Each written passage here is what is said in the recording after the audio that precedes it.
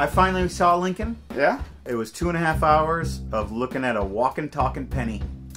Do you mean that in a good way? I mean, I do. Les Mis, not only had I never seen the play, I had never heard the music. The movie Les Mis was my first experience watching it. But how underwhelming was Russell Crowe? I feel bad for every baritone in the world, and that includes myself. It was like he was afraid. Russell Crowe was afraid. He seemed like the young actor in the college theater department who's cast in the big role in the musical, but he doesn't sing. Yeah. But he's cast because he's a great actor, and so he's so tentative about the singing that it sort of like permeates his entire performance. Have you seen Beasts of the Southern Wild? Yes, I did. It reminded me a lot of Terrence Malick's The Tree of Life. Okay. It's a poetic, lyrical, not necessarily realistic film.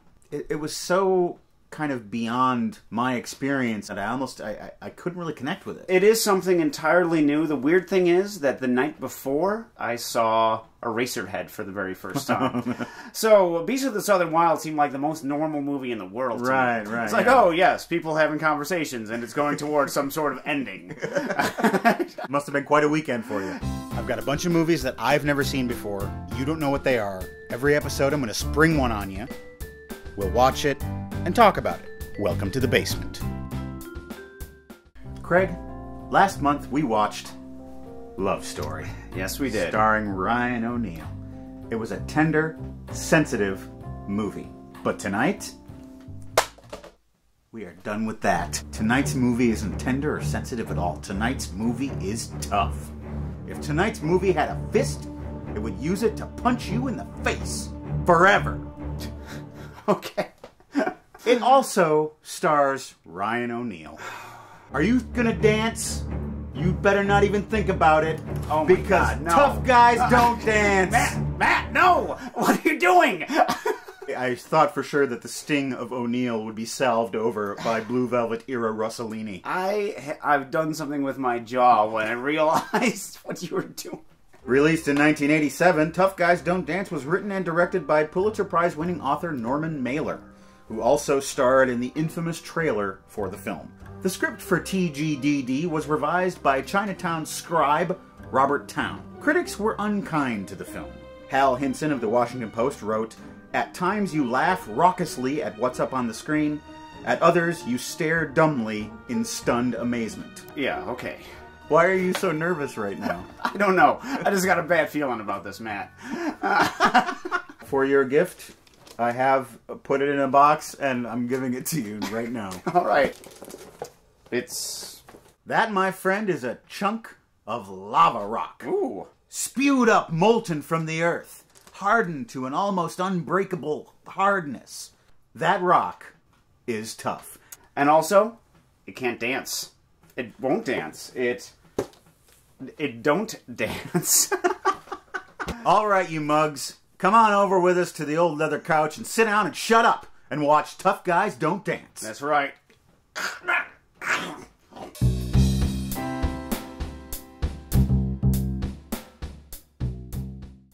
Golden Globus. I swear, by the axe of Golden Globus. No, they do not. They hit. They wrestle. Is this Nantucket? I don't know. Is there a man whose is so long he can suck it? If we see him, then we'll know.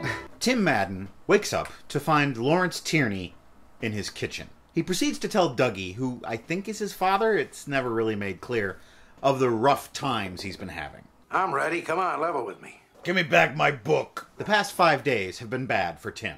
Flashback begins. There's a big party at his house where there's lots of crappy music and crappy people. My pussy hair was bright gold in high school until I went out and scorched it with the football team. Pulitzer Prize winning author. That's right. Norman Mailer. It was 5 minutes into the movie. I had no idea what was going on with the plot already. It's not really how humans kiss. Months pass. His wife, who's a little flaky, says, "We need to have a seance." His wife, Patty Lorraine, has left him. Bolo! Was she calling someone, or is that just the way she exits a room? Bolo! My head's been peculiar lately. I have blackouts. He's all in a bad mood, and he's like, starts writing shaving cream numbers on the mirror. Tim goes out for a drink at the Widow's Walk, and he meets up with Lonnie Pangborn and his kooky wife. Now it's a matter of waiting, looking at one another, right? This looks like a David Lynch movie if David Lynch were stupid. You still have your marijuana patch in Truro Woods? Alvin Regency, a creepy, wide-faced cop, tells Tim to go clean out his stash. I can't tell you everything. Just want to tickle my stick? So Tim goes out into the woods to move his drugs. But then he finds a severed head in a plastic bag in his marijuana hole. Yet eventually there will be 2 human heads inside the barrow. I always say, keep your marijuana hole free of heads. I have regards to you from my wife. Do I know your wife? Madeline. Madeline Falco? Well, rock me Amadeus. He has another flashback to his time with Madeline, his first wife. I saw something in Screw magazine. When they go to North Carolina to couple swap with a preacher and his wife. You could be whatever you want to be. What? I want to get rid of Big Stupid. Is she speaking that made-up Nell language? If I done got Angie come. Rich guy, marry him. Then we'll meet again. She had a stroke since the last scene. It's really too bad. I'll divorce the rich man. It's like her dialect coach was a Martian. How could you dig Big Stoop? Because I'm crazy. And Isabella Rossellini freaks out, He's crazy. I'm crazy. causing them to crash the car and break her womb so she can never have babies. Did you speak to the doctor? Are you crazy? Am I crazy? What the hell happened after that? Tim goes to jail for cocaine possession. The, This is my first drink in over 3 years. Would you like a quarter for the jukebox? Care for another non sequitur? It's last call. You married your rich man. Sure did. When I tell you who it is, you're gonna puddle in your pants. Puddle? I think that winds up the first set of flashbacks. Back in the present day, Tim is married to Patty Lorraine, and Madeline is married to the creepy cop, Regency. Mr. Regency and I make out 5 times a night. That's what I call him, Mr. 5. That's all right. I wish I could make out 5 times a night. Madeline finds out that the cop and Patty Lorraine are having an affair, and she writes Tim a letter. We must kill my husband, she says. And Ryan O'Neal reacts entirely naturally. Oh, man. Oh, God. Oh, man. Oh, God. Oh, man. Oh, God. Oh, God. Oh, man. Oh, God. Oh, man. Oh, God. Oh, man. Oh, God. Oh, man, etc. Keep our voices down. The neighbors might think we're making out. And Tim finds out that someone is trying to frame him for murder.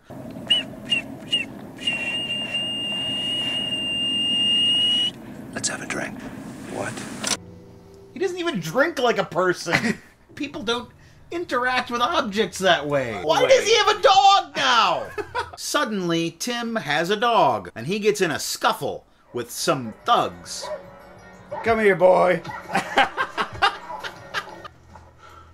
Oh, come on. He stabbed Triumph. My dog. Don't kill him before he tells you something about the plot, please.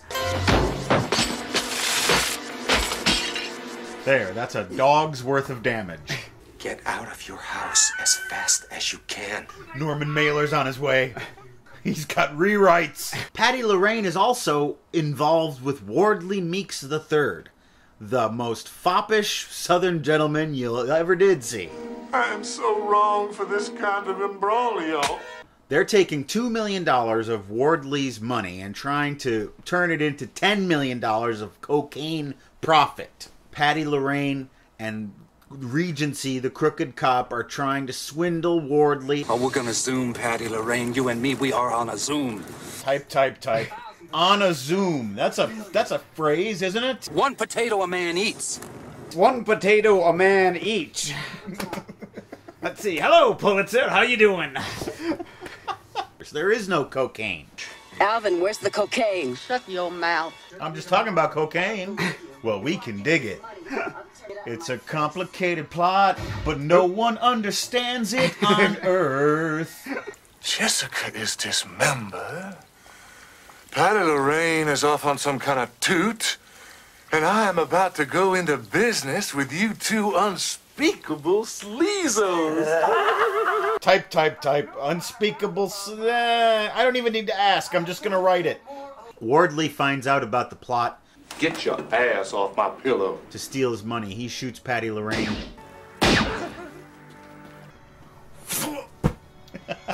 Things don't end well for Wardley. Put your arm around me. Put your ass on my pillow. And then this happens. That sobers me up. And this. And your son cracked her up in a car and destroyed the womb. And this.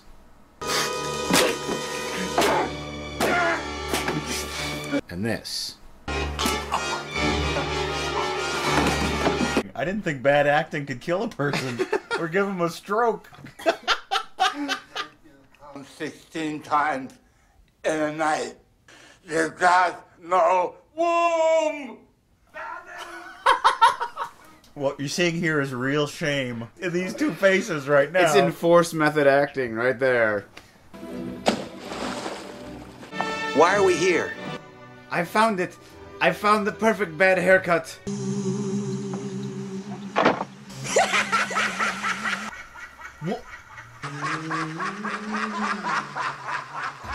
Type.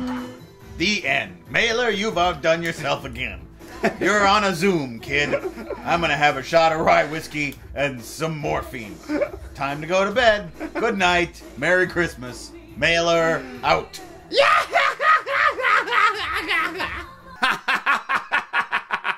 Oh! Am I done here? The beginning of the movie seemed so long ago. 25 years ago. We went into the fairies' chamber and drank their mead, and we came out, and now we're old. What was this thing? That's a great question. I don't have an answer for you. You know what this was?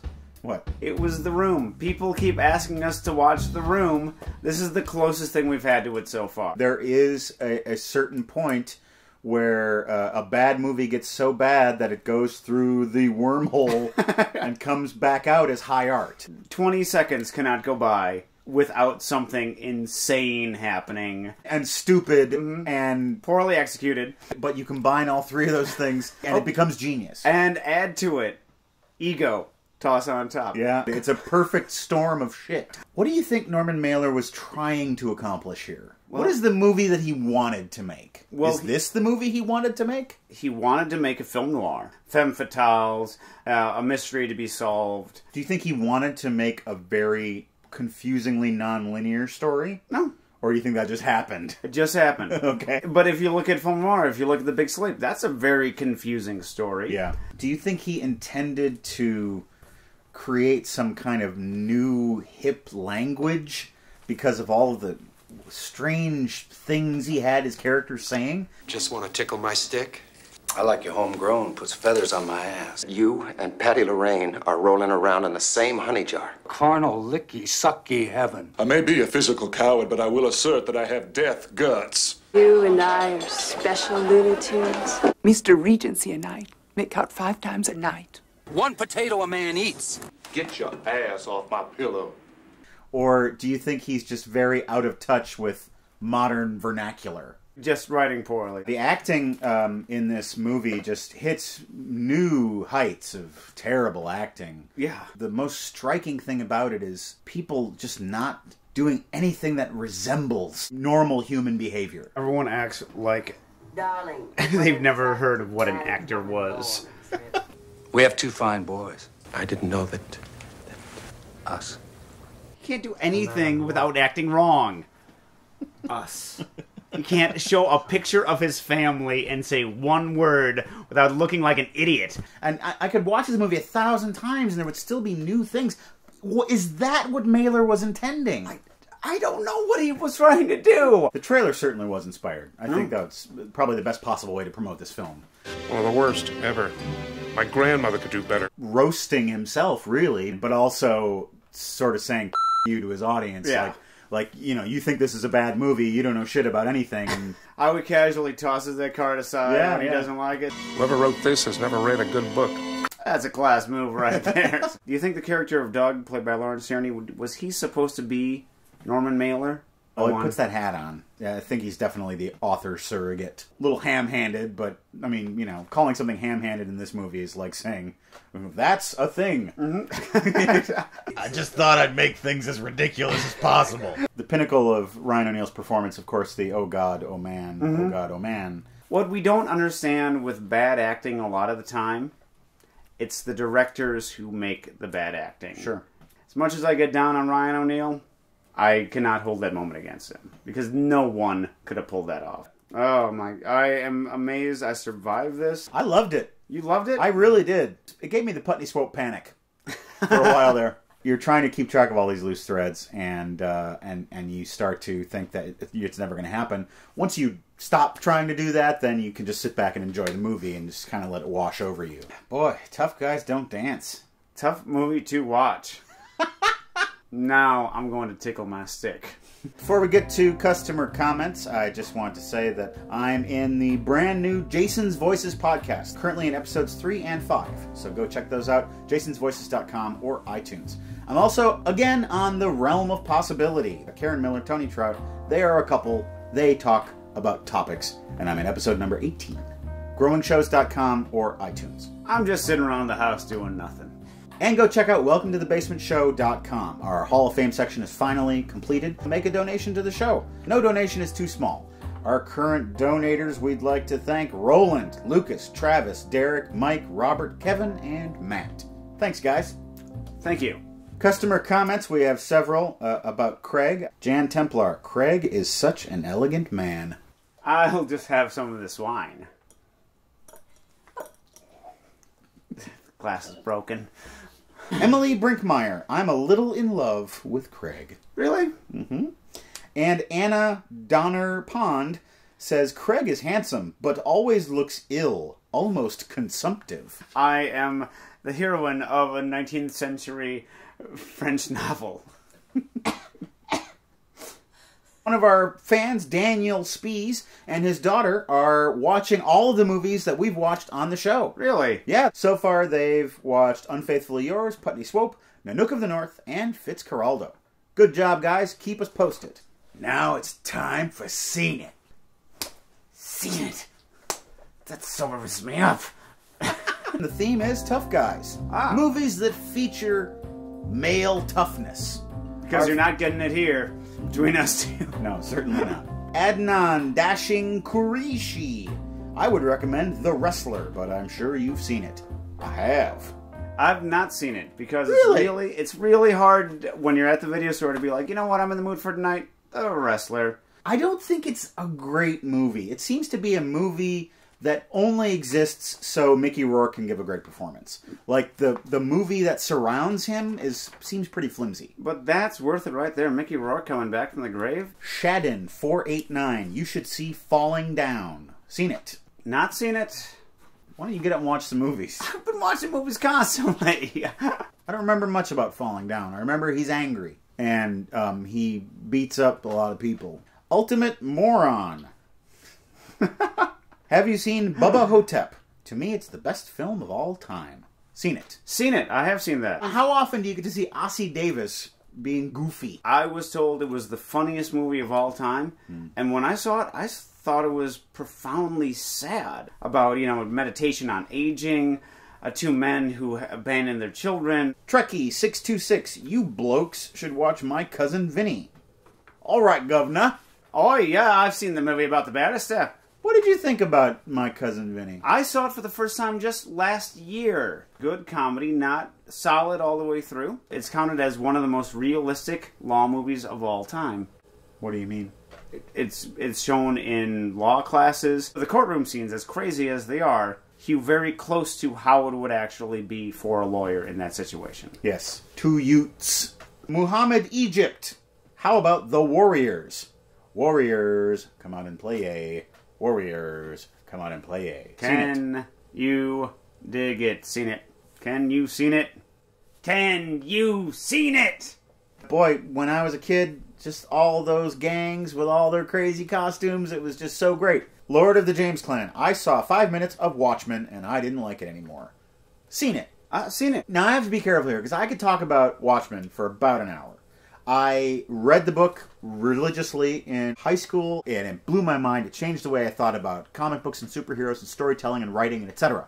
He made some really disastrous casting choices. He made some really good ones too, but some of them were really bad. He amped up the sex and the violence a little too much. So the fight scenes look kind of ridiculous, and the big sex scene is hilarious, which you certainly don't want that. In the end, I think he was too faithful to the book. When you're watching a movie that is so exactly like its source material, it's sort of an empty experience. You want there to be a process of adaptation. You want the filmmaker to have their own style and to impose that style onto the source material. And that really doesn't happen. When you have a piece of dialogue on a comic book page, it's not going to sound as good necessarily coming out of an actor's mouth. You have to adapt it, and I don't think there was enough of that happened. I love the fact that they changed the ending so that when you read the book, which everyone should, the ending is completely different and as amazing, if not more amazing. Watchmen is okay. I didn't hate Watchmen, but I'm certainly not going to go back to it again and again. That's Seen It, and that's our show. Thank you for joining us. Go check out welcometothebasementshow.com. Have fun, for God's sake. Isn't that what this crazy life is all about? And get your ass off my pillow. On behalf of Craig Johnson, my co-host, and myself, your ass, his pillow, good night. Mr. Mailer, how are you coming along in the screenplay? I'm coming along just fine. The kids still call it making out, is that right? When you have the sex, they call it making out. That's what they called it back during the Korean War. So I'll just write making out, shall I? Mr. Regency and I make out 5 times a night. Get your ass off my pillow.